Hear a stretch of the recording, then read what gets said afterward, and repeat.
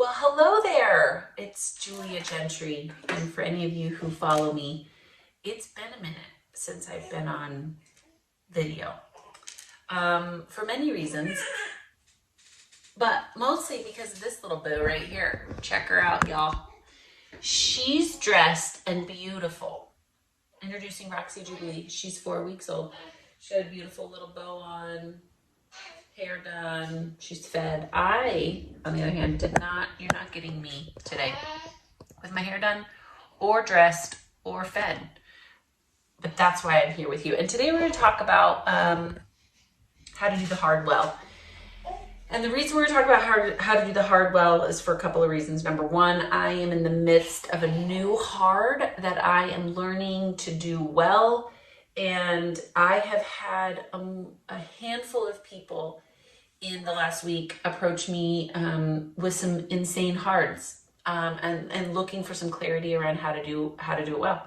So I thought I would do a video today to support you in learning how to do the hard well, right? Because what we don't want to do is avoid the hard things because as I've talked about before, just pick your hard. It's all hard. Being fit is hard. Being fat is hard. Having money is hard. Having no money is hard. And so the importance here is learning how to pick the right heart. But I mean, when we talk about this, I've been talking with people who one gal is, her hard looks like she quit her job because she was compelled to move into a new direction, and now she can't find a job. Right? Another hard is a mom that I talk with who is learning to do life without her son. Another hard is I talk with a gal who is looking at an addiction that she has been trying to drop for 15 years. And she knows that there is no freedom in it. And that is hard. How many of you know that dropping an addiction is not easy? Another hard is I'm working with a team who is growing their business. And how many of you know that growing your business is hard? So we're going to talk about how to do the hard well today. Okay, because here's generally what happens when you're looking at the hard. You've got two different types of days. You wake up on a Monday and you're hot and motivated. You know what I'm saying? Like your hair's done, your outfit's on, you are motivated to like grind it out and get it done, and you are going to be the best version of you. You're going to find the job, you're going to respond to the world appropriately, you're going to juggle all the balls like you are going to do it well, and you do, right? Like we have these days. It's a Monday. Then comes Tuesday, and you're like me, and you want to crawl back into bed and you want to pull the covers as high as you can because there is nothing in you that believes you can manage the hard that's in front of you.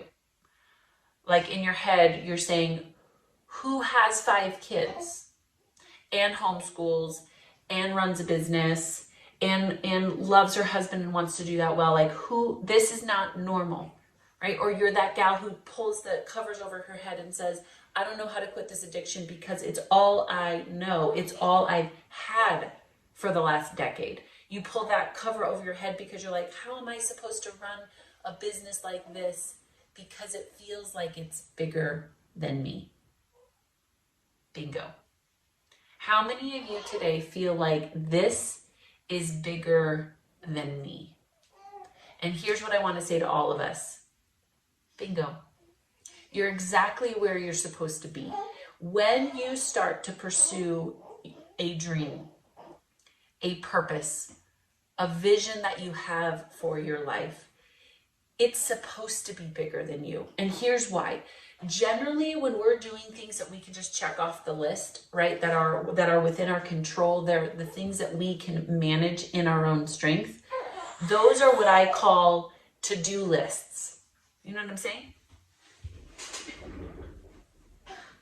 She wants to join us. How cute is she? Okay, so here's what I'm saying. Those are to-do list things. Those are things that we can do in our own strength. They're the ones that we can check off. They're on the Monday that we feel like we can conquer the world, and we do. Good. And I'm not saying those things are right. They just belong on our to-do list, right? And part of that is because it's also in our comfort zone. I know how to do it. I know how to accomplish it. I'm very clear on how to get from A to Z. That's great. Those are fine, but they have their place. Generally, the minute that you quote unquote get out of the boat, or you start going where you've never gone, or you have 5 kids, or you build a bigger business, or you quit your job and you begin to look for something that suits where you're going and not where you've always been, or you want to quit the addiction and you're moving into a direction of learning how to not go to that vice, right? All of a sudden, what you do is you walk out of the to-do list, you walk out of the boat of comfortability, and you step into a territory of the unknown. And now you're confronted with this concept of, this is bigger than me. This is why on Tuesday you want to get back in bed and you want to pull the covers over your head. Why? Because none of us, the first day, want to be sitting in front of anything that feels bigger than us. And coming from me as a recovering controller, that's the last place I want to be. I am just like you, and I feel way better in that list, that to-do list, as opposed to standing in front of a mountain that feels way bigger than me and should be bringing out the best in me and somehow is bringing out the worst in me. Anyone ever been there too?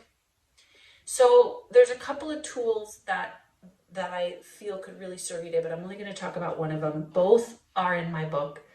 The one that I'm not going to spend a whole lot of time on, because I do tend to spend a ton of time there, whether I'm speaking or preaching or teaching or any of the above, is the lifting till failure. There's often times when I go to do something new, right? When I get back in the gym, when I'm going to have to do a few push-ups to gain strength, right? So we all know that in order to go where I've never gone, in order to be in shape, in order to do hard things, it creates this atmosphere that invites me into doing a few more push-ups, in lifting till failure, in building strength, right? So often we look at people who are competent or resolute or resolved. They have built strength along the way to do hard things. Lance Armstrong, we're like, man, that guy can ride a bike for years. Why? Because he started with minutes and they went to hours that turned into days, that turned into years, right? So we see him at the time that he's riding a bike for years, but we forgot that he started at minutes, okay? That's not where we're going to go with this today, though it is important and it is part of the process of how you confront the mountains in your life, is by building strength along the way. But the one that I want to present with you today that I think is really important is this idea of acclimating. Now, what do I mean by acclimating? What I mean is that when you step out of the to-do lists, when you step out of your control, when you step out of the comfort zone, you have to realize that you are going to experience pressure. You are going to experience the tension that comes from the brain saying, I have no idea what I'm doing, to the deeper part of you, we'll call it your heart, that says, but somehow, for some reason, I believe it's possible.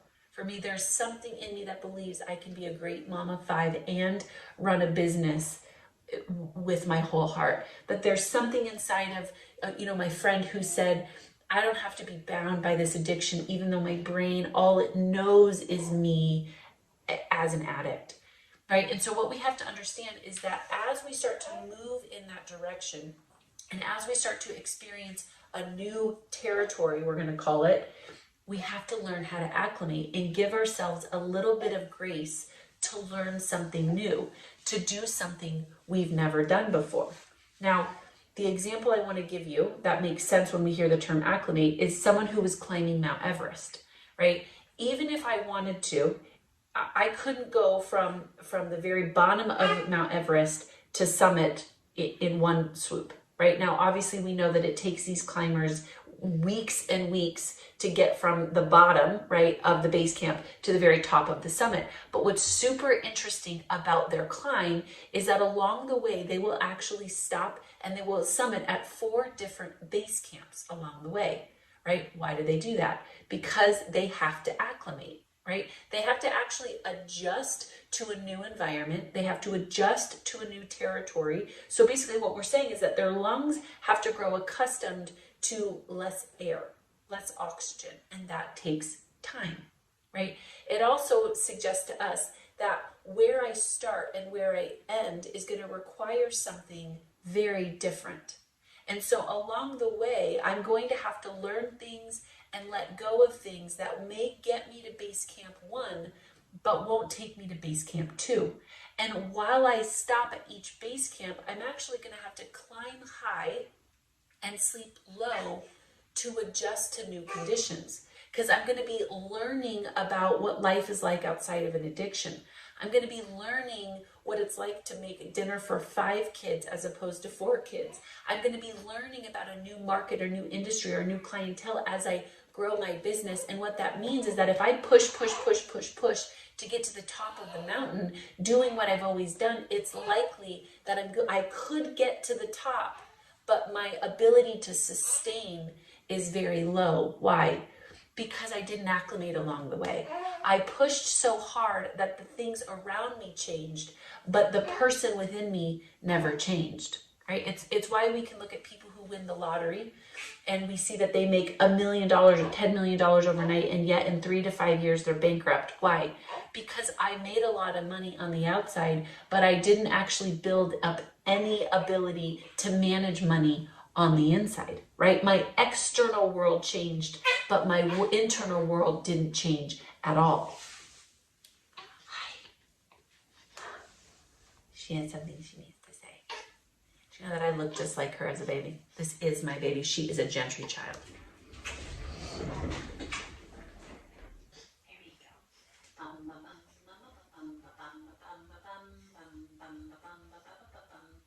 Goes the weasel. Goes the weasel. So the power of this tool really resides in understanding that you are going to have moments along the way of going from where you are to where you want to be, and it is going to be hard. But you have to look at these opportunities as your base camps to go, oh man, I don't know if I can go on any further. That might be a day where you sit and you acclimate. You grow accustomed to what it feels like to have the additional pressure, to have the additional responsibility, to have this epiphany of, oh man, I'm standing in front of a mountain that feels bigger than me. And just like on Everest, the climbers are looking up at a mountain that they never think that they will fully summit. But at some point in time, they have to have a resolve to go, look, I'm going to climb high, I'm going to sleep low, and I'm going to grow accustomed to this new environment. I'm going to learn how to breathe with less oxygen. I'm going to let go of things that don't serve me, mindsets, beliefs, patterns, and routines, not all at one time, but bit by bit, piece by piece, day by day. Why? Because if I commit to continue to climb, if I commit to fully summiting, to fully getting to my dream, to fully getting to my goals, then I have to recognize that there are going to be days that it's going to feel bigger than me, and I can't afford not to sit and to rest and to acclimate and to let my internal world catch up with my external world, so that from the inside out, I am creating an identity that not only can get there, but can stay there. So how we do the hard things well is we slow down and we actually let ourselves catch up to a new norm. As we shift out of comfort and we move into what's possible, as we move away from what we're used to and what we're accustomed to, as we move into a totally new identity, we have to be willing to recognize that there's steps along the way that are there to make us, not to break us. And until we give ourselves a little bit of grace, which last I checked, I don't have a whole lot of grace bubbles. I don't have a lot of grace bones in my body. But until we learn to give ourselves some grace and to acclimate along the way, we cannot expect ourselves, A, to get there, and then B, to stay there. So today, maybe it's your Monday and you're hyper motivated and you are getting things done and you are feeling accomplished. Awesome. That's amazing. But what I would like to suggest is that it's when you get to Tuesday and you're looking up that mountain and it feels bigger than you, that number one, you remember you're where you're supposed to be. It's supposed to feel bigger than you. Our dreams generally are bigger than us. That's why God gives them to us. So we need Him more. So we let go more. So we learn how to surrender and trust more. And so that we can continue to build something that is bigger than us. Because again, if you remember, your dreams are connected to the world around you. And the world doesn't need one more person just checking something else off their to-do list. Though that's great, and though we all love it. What the world needs is for more of us to stand at the edge of our mountain and to look up and to go, man, this is bigger than me, and to do it anyways. So once you see that mountain and you realize this is bigger than you, recognize it. Number one, I am where I need to be. Number two, recognize the base camps along the way. Recognize the moments that you need to acclimate, that you need to grow accustomed to 5 babies on your bed, that you need to grow accustomed to feeding 5 mouths at night, that you need to grow accustomed to what it's like to actually make decisions outside of an addiction or start to look for a job that could actually fill your soul as opposed to completely suck your soul, right? That there's base camps along the way that you need to acclimate to a new norm. And then number 3, you're going to have to remember that along the way on those Tuesdays when you want to pull that cover over your head, you realize that I'm just acclimating, that you understand the importance of recommitting to the summit. You have to stay committed to the summit. You have to learn to make decisions based upon where you're going and not where you are. The Tuesdays, crawl back into bed and pull the sheet over your head is going to be par for the course. Do not make decisions from that place. Do not make decisions from where you're coming from, because at that point, it's going to feel like it's way better just to go back where you started at the beginning of the base camp, where you had full oxygen, where you understood all the things. And what I'm suggesting is that when you take that step to recommit to the summit, to remember why you're climbing, to remember what your dream is, to remember the vision that God's given you, and you can actually reconnect with that, it's going to build that fire within you to stay on track. So there you have it, dreamers. That's how you do the hard well. Join me in doing the hard well. You are not alone in this. I don't tell you that to try to convince you that your hard isn't as hard as mine. I tell you that so you know that you are not alone in this journey. And no matter how hard your hard might feel right now, I hope that this serves you in giving you a tool on your way to the summit. Don't forget to subscribe. Don't forget to subscribe. Also, give us a thumbs up. And give us a thumbs up.